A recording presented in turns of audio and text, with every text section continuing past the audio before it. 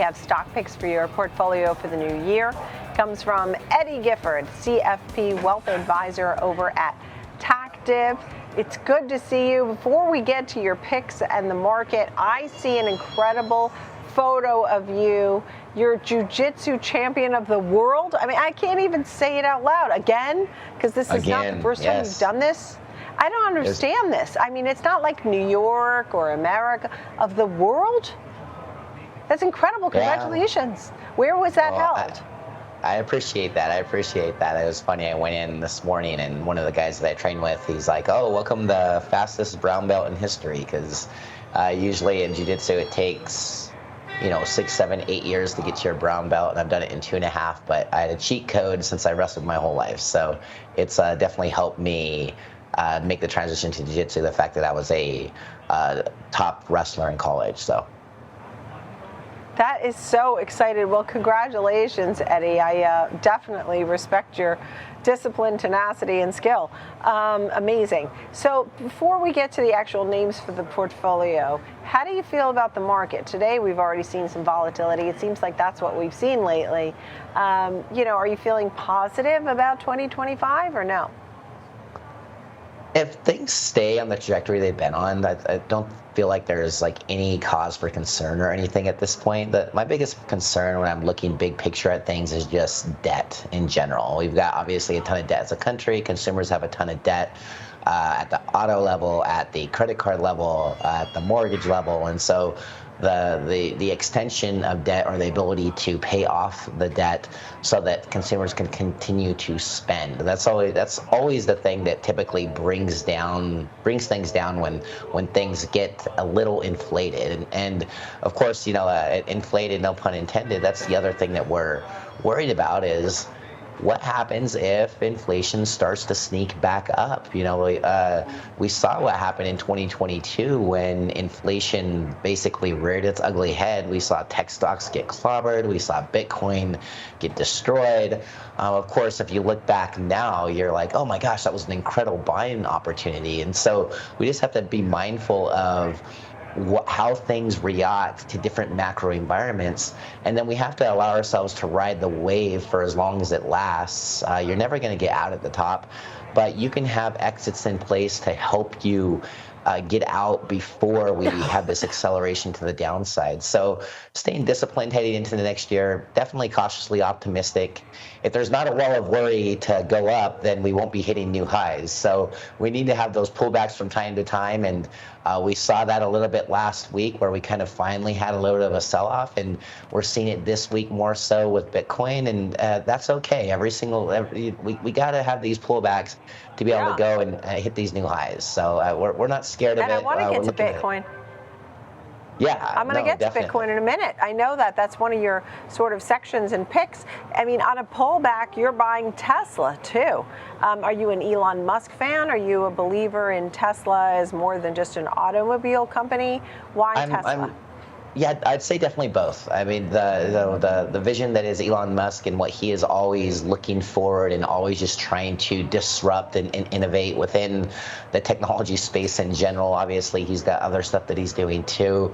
We thought that this would be a really good trade going into the election because we just felt like if Trump was elected, that Tesla would do well because of Musk's relationship with Trump. And we also thought that if Harris were to get elected, Tesla would do well just because we'd see a more pro-green energy EV type administration. So heading into it, we really liked it. But long term, it's hard to bet against this guy. I mean, I know that people have been trying to bet against him for a long time.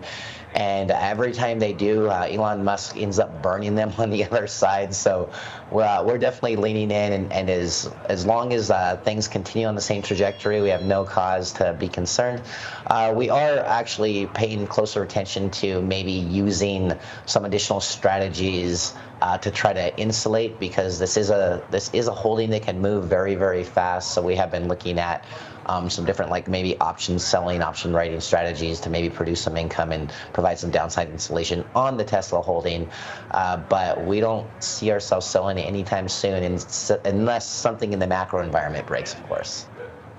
Yeah. You also had IBIT on there. Really interesting. This as Bitcoin. I saw Bitcoin futures went above 108,000, 108,960 on Bitcoin futures have really been pulled back now.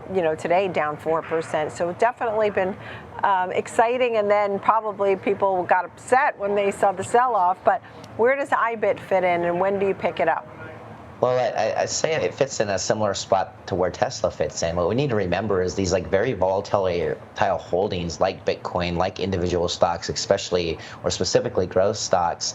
We need to remember that we don't go all in on these one tickers, and because when you do, the volatility is enough to cause anxiety. I mean, for some, it could cause a heart attack. I mean, we see 5, 10, 15% moves in a day all the time in Bitcoin, and if you can stomach that volatility, it can really work to your advantage. Of course, if it's in a portfolio, 5, maybe 10% of the portfolio for your risk takers out there.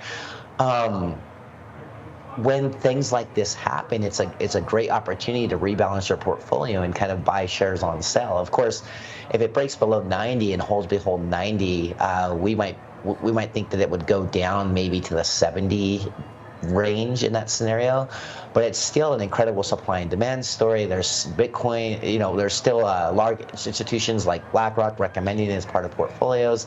Same thing with Fidelity. We're hearing about strategic reserves at the state level. We're hearing about them in different countries. Trump's talked about trying to figure out a way to do it with the U.S. So all of that is a demand story, and we have to remember with Bitcoin, it's a finite supply. And so if that holds true and adoption continues to move forward, and more people start to become okay with the idea of a digital currency and digital transactions, then the sky's the limit for this thing. It's kind of crazy when you look at it from the supply and demand standpoint. Wow. Exciting. You make it exciting by talking about it the way you're talking about it. And then there's Cintas. A lot of people have come on over the years. They really just count on Cintas for uniforms for the workers. Tell me a little bit about the Cintas trade. Yeah, I mean, like you said, as long as people are going to work, they're going to need the gear to wear. And so we see what's happening. It's been on this pretty significant trend on the upside, and we've had this recent pullback, and we feel like this recent pullback is a buying opportunity. So anytime the trend is strong and we see these big pullbacks, it's an opportunity to kind of get in. Now, of course, anytime you buy something like this, when it pulls back like this, you want to have an exit in place so that if it continues to go down, you're not hurt. But at the same time, this is kind of your classic play the balance opportunity, because with where we're at, just when you just look at it from a charting standpoint, even if it just gets back to where it was a couple weeks ago, that's not a bad return on investment. Yeah. Eddy Gifford, great to see you. Congratulations again on your Jiu-Jitsu championship. Eddy, thank you for the picks. We have Tesla, IBIT, and Cintas for your portfolio. Eddy Gifford of TACTIV. Thank you. Appreciate it. Thank you.